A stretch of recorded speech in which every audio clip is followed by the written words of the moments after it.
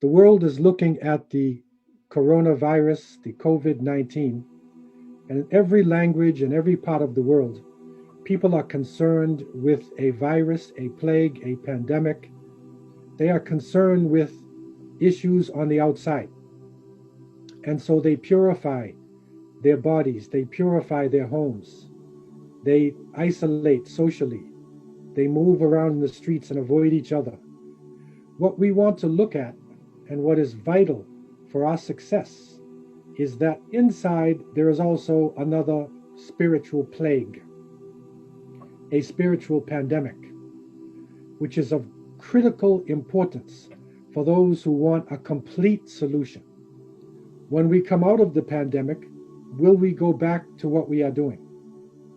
Will the gambling places, the pubs, the brothels of prostitution continue and open back up? Will the interest prices go up? Will the rich continue to exploit the poor? What is important for us is not just the initial reaction to a sickness, but to look at why this sickness has hit us and how to really protect ourselves from the major sicknesses of our lives. And that sickness, as we have learned, especially as Muslims, because I believe that the Muslim Ummah has a key role to play, and that is the internal change. And Allah subhanahu wa ta'ala has told us, as we have learned in Surah Al-Ra'd, Inna Allah la yughayyiru ma biqawmin hatta yughayyiru ma bi anfusihim. Allah will not change the condition of a people until they change that which is in themselves. And so while we are looking for an external solution, we have to also study the internal issues. And that, inshallah, would take us to the issues that would bring about the real change that we need in our lives and in the world. And in looking at the inside, we recognize that our beloved Prophet Muhammad, peace and blessings be upon him, did not speak from himself. And in an authentic tradition, the Prophet ﷺ is reported to have said, Inna Allah la yanduru ila ajsamikum wa la ila suwarikum walakin yanduru ila qulubikum wa a'malikum. That verily Allah does not look at your bodies nor your appearances, but He looks at your hearts and your deeds. So we see here that the term heart is being used, which of course is the inside. The Prophet, peace be upon him, also said at the end of a long tradition, وَإِنَّ فِي الْجَسَدِ مُدْغَةً إِذَا صَلَحَتْ صَلَحَ الْجَسَدُ كُلُّهُ وَإِذَا فَسَدَتْ فَسَدَ الْجَسَدُ كُلُّهُ أَلَا وَهِيَ الْقَلْبُ. That verily in the body there is a lump of flesh, which if it is in good repair, all the body will be in good condition, and which if it is corrupt, the whole body will be corrupted. Truly, it is the heart. And so we can see this word opening up and expanding. And the Prophet, peace be upon him, when asked by one of the companions about bir, about righteousness, he said, Istafti qalbak, ask your heart.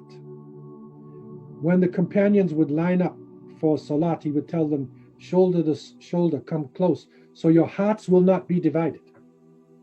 So if it was only the lump of flesh, it was only the physical thing, then how would shoulder to shoulder be dividing up your hearts? How would a person ask guidance from something which is a mere physical organ? For more information on this, more understanding, we turn to the Book of Allah in the 22nd chapter. Very interesting. There's many places in the Quran where the concept of qalb or qulub, the hearts, is being mentioned. This is a very interesting ayah in the 22nd chapter. And Allah is telling us, أَفَلَمْ يَسِيرُوا فِي الْأَرْضِ. Do they not travel through the land? فَتَكُونَ لَهُمْ قُلُوبٌ يَعْقِلُونَ بِهَا. So their hearts may thus learn wisdom. So now you get this concept of a person traveling through the land, and their heart is going to gain wisdom. Now, if the heart is only pumping flesh, then how can the heart be gaining wisdom when you're traveling through the land? Then it continues, O adhanun yasma'una biha. and their ears may thus learn to hear. Now, you can see that you're traveling in the land and hearing different things and experiencing. So, of course, your hearing abilities are going to get better. You'll be able to tune in, to the right issue and the right frequency. But then it ends in an amazing way, and it tells us, فَإِنَّهَا لَا تَعْمَى الْأَبْصَارِ وَلَكِنْ تَعْمَى الْقُلُوبِ الَّتِي فِي الصُّدُورِ. Truly, it is not their eyes that are blind, but is their hearts, which are in the chests. So if the heart is just pumping flesh, how then can it be connected to gaining wisdom and knowledge? How then can the heart actually be given this quality of sight? Spiritual sight, of course, obviously. Because Allah is saying that it's not the eyes that are blind. So even the person may actually be physically blind, but it is the hearts which are in the chest. This is the key part of the body which needs to be have basira. It needs to have the sight and the wisdom to continue on. So when we look at the heart and we are looking at the internal Muslim to find solutions to our ultimate problems of gaining the help of Allah subhanahu wa ta'ala, let's look physically at the heart. The heart has certain special qualities that we learned. Number one, your cardiovascular system, in that one of the first to form as the child is forming in the embryo, it's the heart. So this is one of the crucial parts of being a human. And the heart cells form, and the heart, it begins to pulsate. So they're literally moving. And this is unlike any other part of the body. So there's a motion that is going on in the heart. It's like a life to itself. No other cells have this life force, not even the brain. So the heart then is literally pumping out life force to the rest of the body.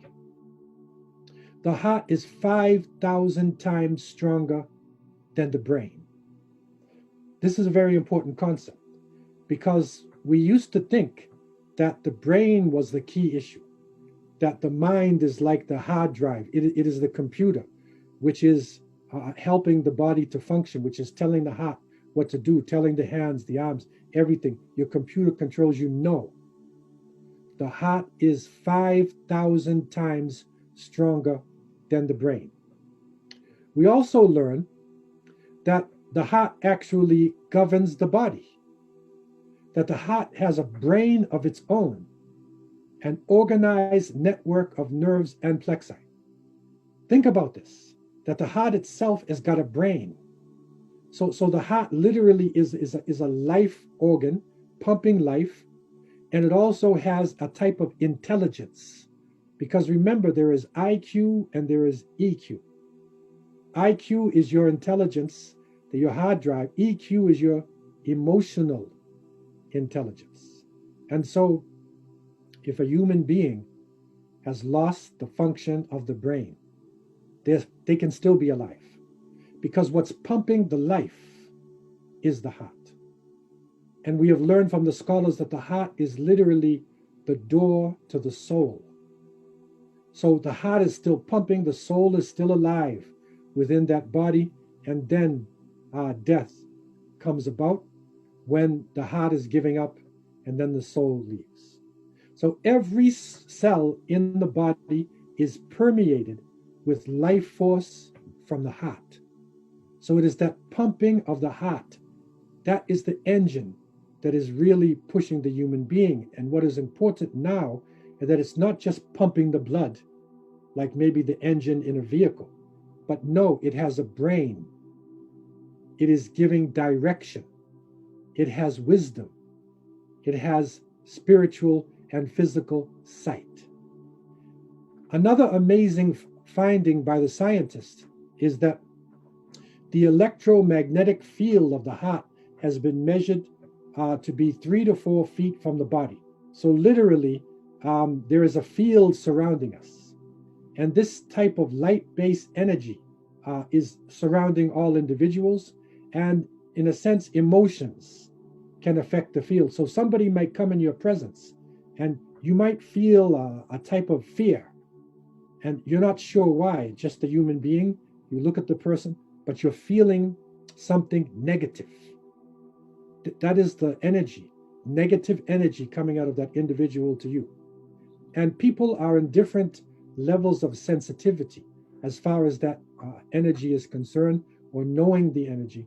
In the same way, we're in different levels in terms of using our brains. And so the brain was so important that the ancient Egyptians actually knew about the brain.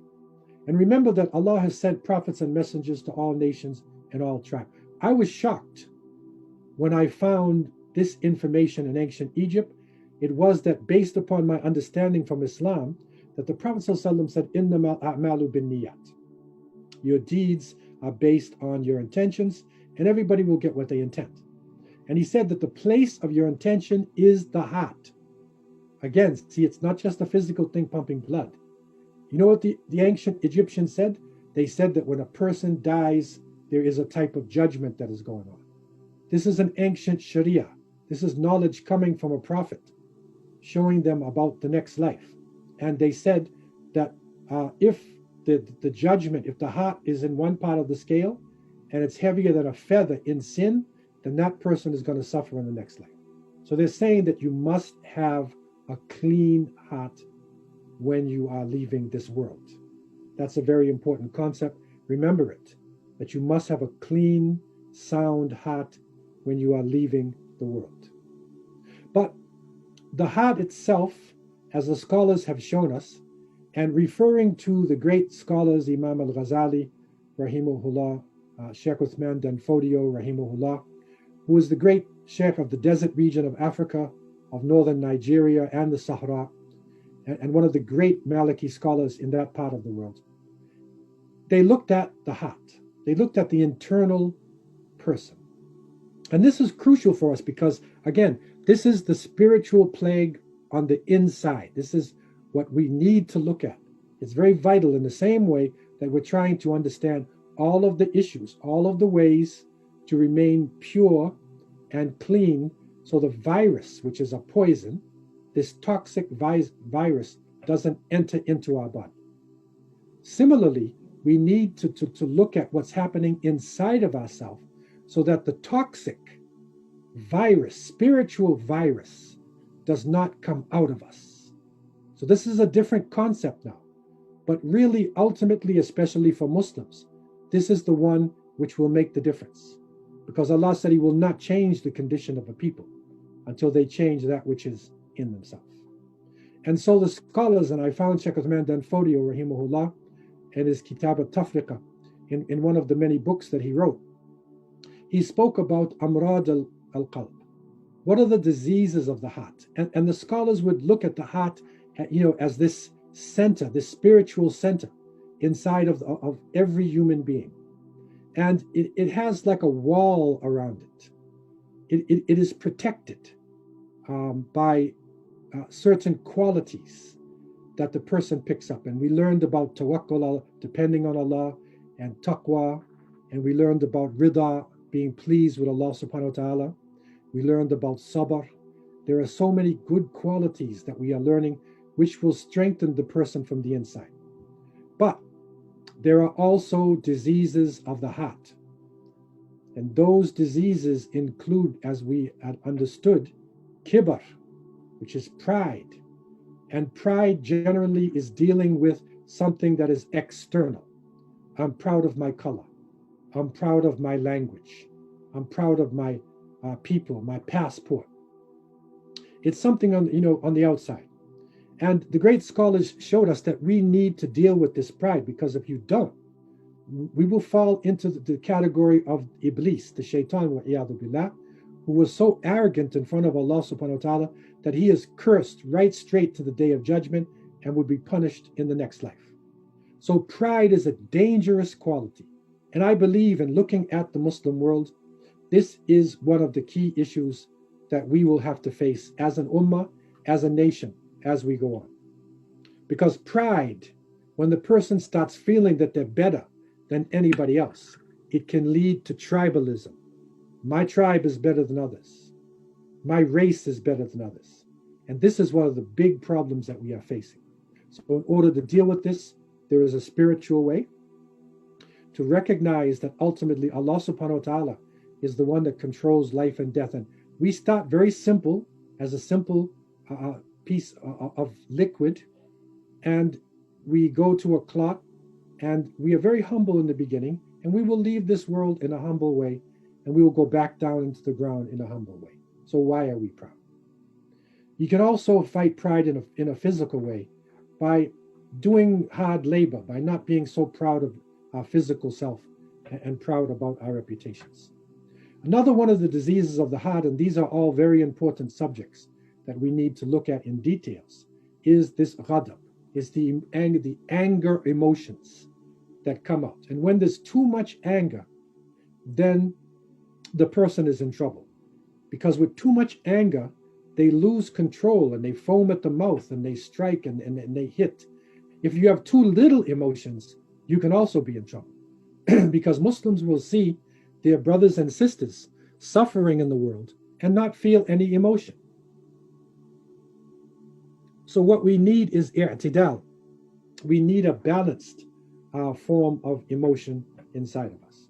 And the scholars have shown us, if you're feeling this anger bubbling up, if you're standing up, sit down. If you're sitting down, lay down. If that doesn't work, pour water on yourself. So there's many different solutions to this problem. The third is hasad, and that is envy or jealousy. It's a terrible thing. Not that we would want something that somebody else has. If you want something that somebody has, that's okay. But when you hate the fact that they have it, that is the hasad. And the Prophet ﷺ said that the hasad, it will burn up the good deeds of the person who has it.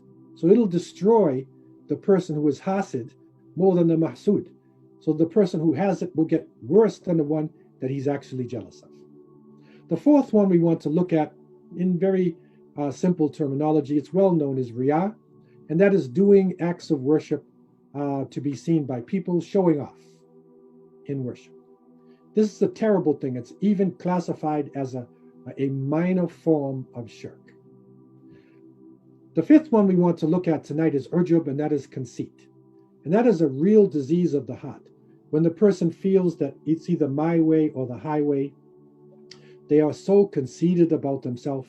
They think that their opinion is the only right opinion, or their way is the only right way. This is a sickness in the heart of the individual. It can cloud up the decisions that they make. It can actually turn them from a humble, good person into a really dangerous person because of their narrow-mindedness and their stubbornness in dealing with other individuals. There is another category I wanted to enter into, and hopefully, inshallah, going through the works of the scholars and looking at our lives, we can return at some point and look at these diseases in details. And if you have any text that can take you to it, then try to look at these diseases in detail.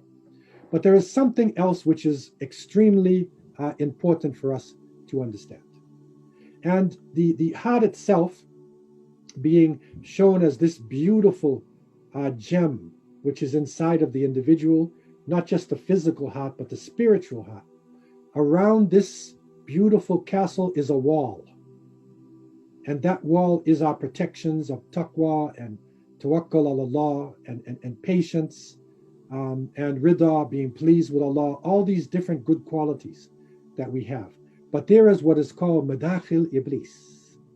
There are entrances into the wall. Now this is a deep study that was done. Sheikh Uthman Dan Fodio, following Imam Ghazali and others, did an amazing study, madakhil iblis. What are the ways that the shaitan can come into our heart? Now, this is a person who was living hundreds of years ago. It is a person living in the 14th century. And but it's amazing how the words that he is saying, how the scholars can maintain this prophetic tradition. And it is as though they're taking on that same prophetic knowledge that can talk to us, even though it is in the past. And so some of the issues here, I want you to think about these issues. Hopefully, inshallah, we can go into details into some of these issues because it is really important. There are certain entrances that the shaitan, wa'iyadu billah, has into our hearts. Number one, jealousy and covetousness, hirs. And this is when we are jealous. We learn it's also a disease, but it's so important to deal with this that he also considered it to be an entrance into the hearts. Because how much does jealousy affect us and have an impact upon our lives when we are dealing with each other? Another one of these madakhil is not only uncontrolled anger, but it is desires. So it's the desires that people have in this world. We have physical desires, we have emotional desires. It's like a hawa. And if we don't control our desires, then literally we can be trapped by them. And the desires will make more of a decision than our hearts and our minds. And that's why there's some dangerous posters that are being given to the younger generation. I remember even years ago and up until now, the Nike, when they said, just do it. Just do it. And another one, they said, obey your thirst. Instead of saying obey Allah, they're saying obey your thirst. And then drink this Sprite or drink this Coca-Cola. So desires, when they're uncontrolled, and of course the anger, they're actually entrances into the heart. It's not just a disease, but it is an entrance which the shaitan, wal-iyadu billah, can come into the heart of the individuals. Another one is greed and ambition. And the greed, which is a tama, look at the world today. The richer are getting smaller in number. It is the greed for materials which is now making a major change. And we see the poor people and what is happening to them, and a few individuals controlling billions and billions of dollars. This greed is taking over this whole world. But ambition is something to think about. It's one thing if we have the feeling to get up in the morning and to do work and to study, and we have good, healthy ambition. But is that ambition when you continue to want to be better than your brother and sister, and where you want to go to the top, and you will do anything to be president? You will do anything to be the leader, or to be the one who gets the prize.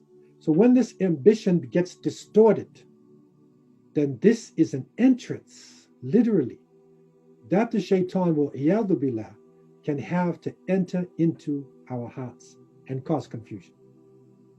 The fourth one is excessive love of food and drink. It's natural for us to love food and drink in the sense that this is our sustenance in this life. But excessive love, where the person doesn't just eat to live, he lives to eat. And there's a difference between it. And Shahr Ramadan coming to us close, inshallah, is the time when we should gain control over our desire, our love for food and drink. But for some people, and this is the cultural people, and this is where this year is going to be different, because there's not going to be any major iftars. There's not going to be restaurants crowded, with people getting the most sumptuous foods. This time we need to be controlled and with our families. And so this will help us to regulate ourselves.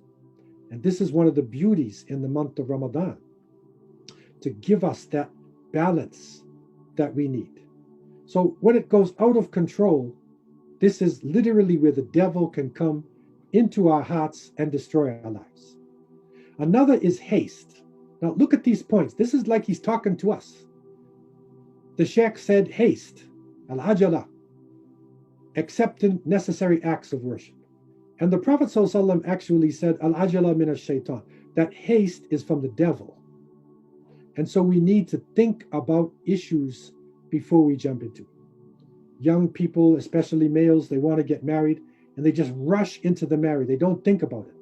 The young sister wants to get married to the young brother or older. And then she says, I love him. He's got a nice curl in his hair. He's got beautiful eyes. But then the father steps in, the wali steps in, and he says to the brother, do you have a job? Because how are you going to be qawwam? How are you going to provide?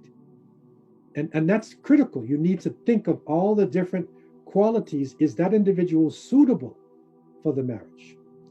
But the Shaykh Rahimahullah, he said, there is one case where you can be in haste, and that is in worship, and necessary acts of worship. For instance, if you have a zad wa rahila, you have the ability to make hajj, then make that hajj. Don't wait until you're 50, 60, 70 years old. Make it when you are. If you hear the adhan, if salat comes in, make the salat. The other point is wealth. And this is something, it's a very important issue.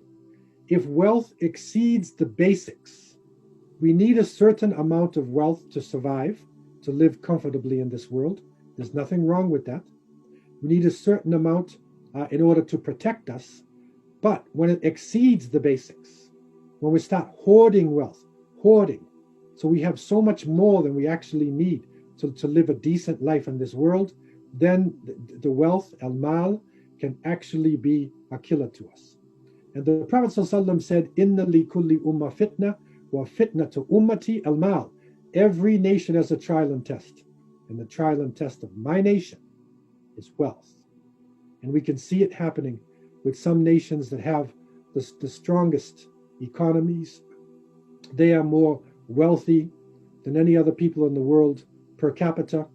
And then there are other Muslim countries that are the poorest. This is a big test.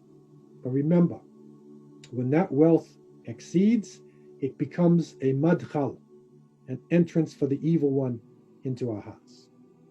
The next point is, and this is an interesting point, and I was shocked when I read this of a person in the 14th century.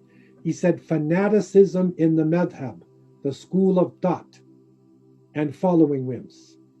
And what was happening is that there was a book of Aqidah in the Sahara region, and this book of Aqidah was the Aqidah Sanusiya.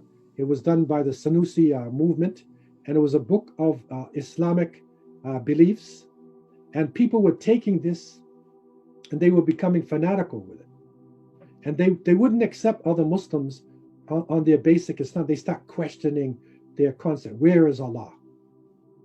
What is your concept of the hereafter?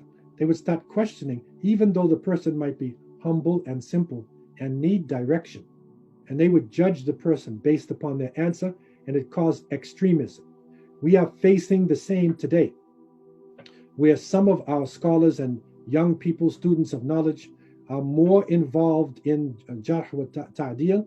They are more involved in criticizing other people than they are in using their Islamic knowledge to better themselves and to better the world around them. So, ta'assub, fanaticism, keep that in your mind. That can be an entrance of the shaitan into our hearts. And we see what fanaticism has done in our communities over the last few years. Another one which comes out of this is hatred and contempt for those who disagree. This is like, it's talking to us directly. Because some Muslims will find that another group of Muslims are 90% the same, or 95. They basically pray the same. They believe in Allah. They fast in Ramadan. They give zakat. They go to Hajj. But because there is some slight difference in their philosophy, or a slight difference in some of their movements in prayer, or a slight difference in their orientation to Islam, the other group hates them and looks down upon them just because of the disagreement. And this is a major mistake, because the companions of Prophet Muhammad ﷺ had disagreements, but yet they were able to stay together as one saf, one line. The great ulama of Islam disagreed with each other, but they still loved each other. It is reported that Imam al-Shafi'i, rahimahullah, the great Imam who gave one of the most beautiful schools of thought, he was traveling in Baghdad, and he went to the masjid of Abu Hanifa, rahimahullah, the great Imam of that area, and one of the four great Imams. It was Fajr prayer. And normally the Shafi'is will do dua qunut in Fajr. And they asked Imam al-Shafi'i, naturally, can you lead Salat? So he led Salat, and he did not read dua qunut. And afterwards, the people, especially the Shafi'i followers, the extreme ones, They said, Imam, why didn't you read Dua Qanut? He said, because I respect Imam Abu Hanifa's position. I love him and I respect him. So I didn't do it. So in other words, they agreed to disagree. And sometimes there can be more than one solution to a problem. And that's really important for Muslims today, that even if we disagree with each other, we still maintain love in our hearts, and we try to solve these problems, especially minor problems, so that they don't become major problems. And remember the madkhal, that the shaitan will not enter into our hearts. The next one, and again, this is an issue that happened in the desert, but it's the same thing happening to us today, burdening the common people with pondering about the essence and descriptions of Allah subhanahu wa ta'ala more than necessary. And again, this is Aqidah. Going into the subject of Aqidah and burdening people with this. Literally burdening common people who are not studying books of Aqidah and books of philosophy. Why burden the common people? Teach the common people with love. This is important because when we start to do this, the shaitan will enter into our hearts, will corrupt us, and will literally cause a confusion. Remember what the Prophet said, if your heart is corrupted, your whole body is corrupted. Everything that you do is corrupted. Remember what the Prophet Muhammad said, that Allah is looking at our hearts. It is crucial, and Allah told us He will not change the condition of a people until they change which is in themselves. But I want to take you back to the understanding of the ancient Egyptians. And again, prophets came to all nations and all tribes. The last message is not the first one, but it is the khatam, it is the seal of all the messages. The last testament is here to supersede all the previous books. Last Prophet Muhammad ﷺ has come with the guidance and the way and the sunnah to supersede all other prophets who came before. And so Allah subhanahu wa ta'ala in this final book has shown us, and it's very important, and maybe before I do that I want to mention there's another point here which is really important as well, and that is the last madkhal, and that is holding suspicion against other Muslims, to suspect other people. That's a really important one, so I don't want to skip over this. Su'ad-dhan, that you will judge a person. And I remember I would come walking along and they would look at me and say, Assalamu alaikum, brother, which country do you come from? Because they want to figure me out. What's your madhab? And the problem is for many of the new Muslims, like myself, and that's many years ago, by the way, it's 1970, so that's a long time. But many people who are finding their Islam, they break out of these cultural ways that people have.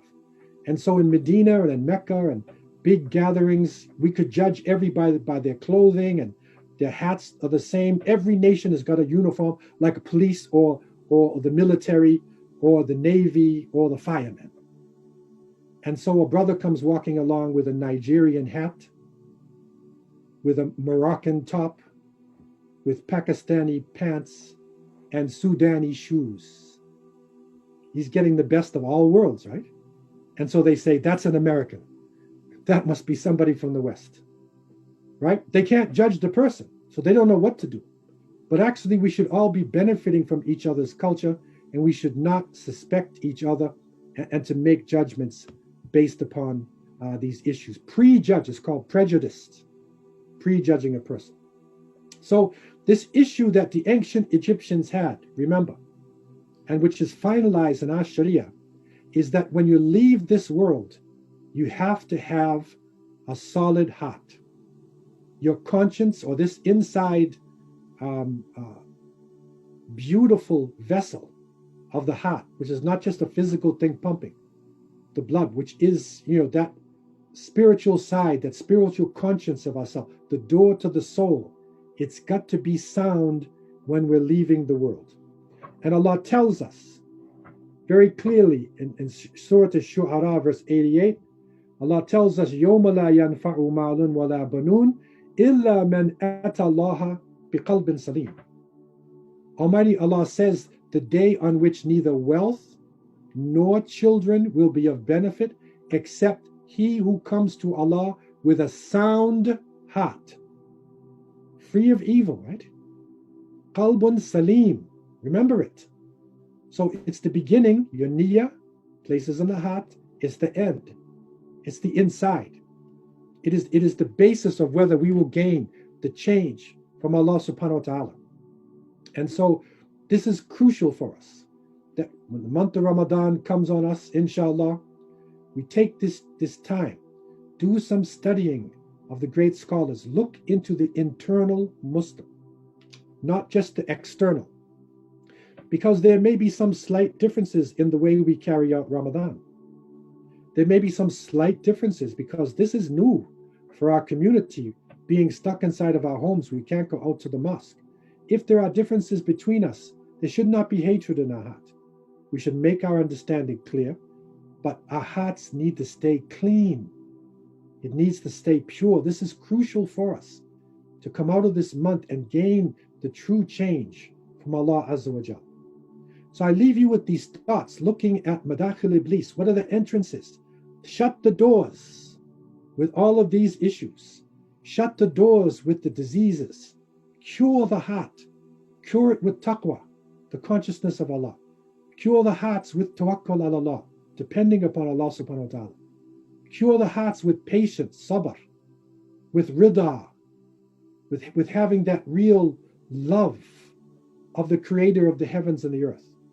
Purify our hearts with these good qualities, and pray that Allah subhanahu wa ta'ala would accept us and would enable us to meet Him with qalbun salim, with sound hearts. I pray that Allah would bless all of those in our listening audience and the Muslims, that we leave this world with a sound heart and we meet Allah subhanahu wa ta'ala with sound hearts. I leave you with these thoughts, and I ask Allah to have mercy on me and you. Wa akhira da'wana and alhamdulillahi rabbil alameen.